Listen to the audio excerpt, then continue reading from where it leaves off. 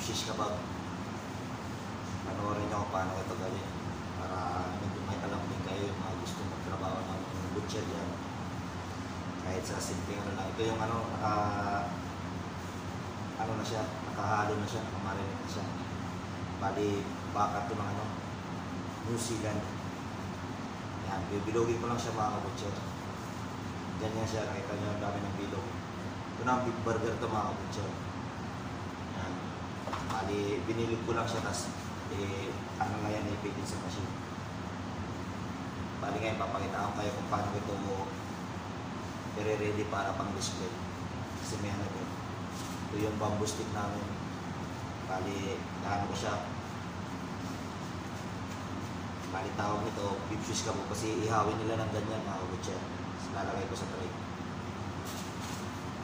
Yan.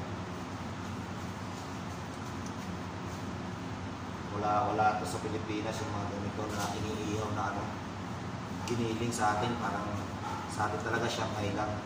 Tsaka yung parang meatballs. Parang ganito, ginawang meatballs, piprito kasi sasarsa. Ito wala. Ihawin lang ito nila. Bali, ganyan yung ano natin yan. Ganyan ang style ng pag-display sa beef shish kebab dito sa aming ano, butchery market. Pakita ko pa kayo ulit. Ganyan lang. Lamang medyo pantay-pantay na siya, tsaka ano may piece.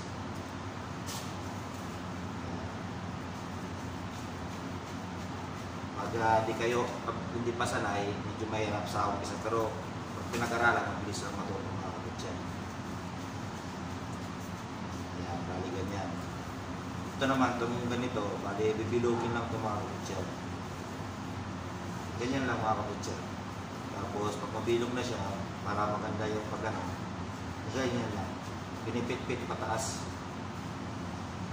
Ayan, bali ganyan yung ano, ready to display na siya mga kabutcher.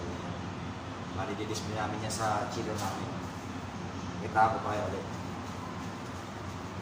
Ayan, bali ganyan yung tsura niya. Lalapit ko. Ayan. Medyo parang zigzag yung design niya. Ayan. Pakita ko na mas malapit. Ayan o. Parang nilalamas-lamas lang siya na may nagkakaroon siya ng coating. Ayan. Para maluto siya sa loob. Ganyan mga kabutcher. Pataas para hanggang sa dulo siya ng stick siya. Kaya maganda na rin yung design niya mga kabutcher. Kita niyo yan. Tingnan niyo. Hindi parang sigsag-sigsag. Kaya hanggang dito na lang. Sana may matutunan kayo mga kabutcher. God bless. Okay.